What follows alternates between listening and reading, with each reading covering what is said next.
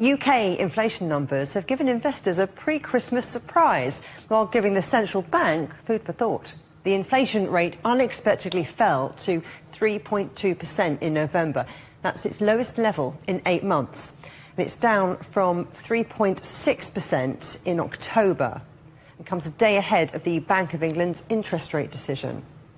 Drops in the prices of food, clothing and alcohol led that downward trend.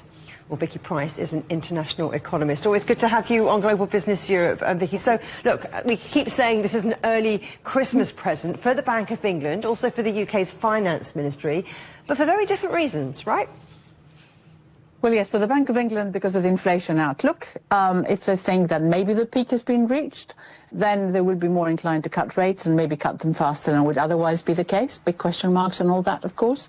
And for the Chancellor, Rachel Reeves, what it means is that maybe she's going to get a little bit more growth if indeed those interest rate cuts do happen, because the growth figures that she has been given by the official, if you like, forecasters, the official budget responsibility, suggest, yes, okay, growth, but nothing very spectacular, of sort of less than 1.5% next year. So any cut in interest rates would be certainly much appreciated by her.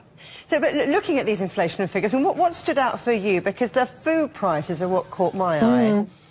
Well, yes, because food prices have been rising quite significantly, but I think it is a global fall that we managed to benefit from. So after months and months of real concerns about food and how the increases in prices were getting out of hand, that seems to indeed have maybe, hopefully, come to an end. Well, we'll see, but a lot depends on climate and everything else.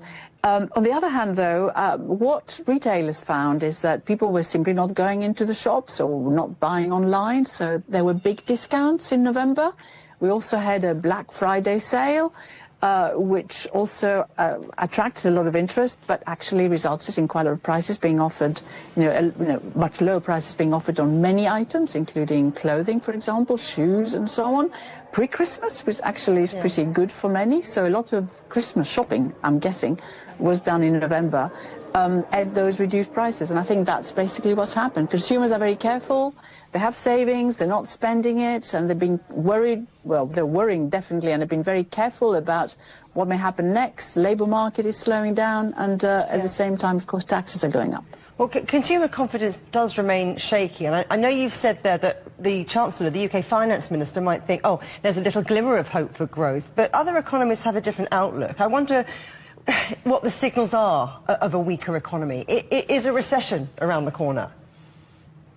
I don't think we're quite there yet, but of course, anyone who's been looking at the monthly figures for GDP in the UK would wonder what's going to happen next, because indeed we've seen either no growth or drops in GDP over the last few months, and that's not good news.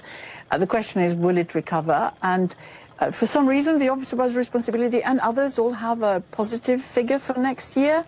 Of 1.4% in one case, that's the OBR, a little bit less by other forecasters. And I think that is absolutely linked to business confidence recovering, but to a considerable extent also it's linked to government spending. If you look at the latest budget, a lot of what's going to be keeping the economy going is the government, in fact, raising taxes and then actually spending a lot of that on public services, and that is what is going to be sustaining the economy in their view. A lot of that spending happening up front, in other words, in the next few years, the tax increase is happening later, so with a bit of luck, I think they're assuming there's going to be that growth that is government boosted, and that's what's going to keep us going. If we get also consumer spending to improve and also business confidence to improve because we have a bit of stability, so much the better. I'm inspired to go out and start spending. Vicky Pryce, thank you very much.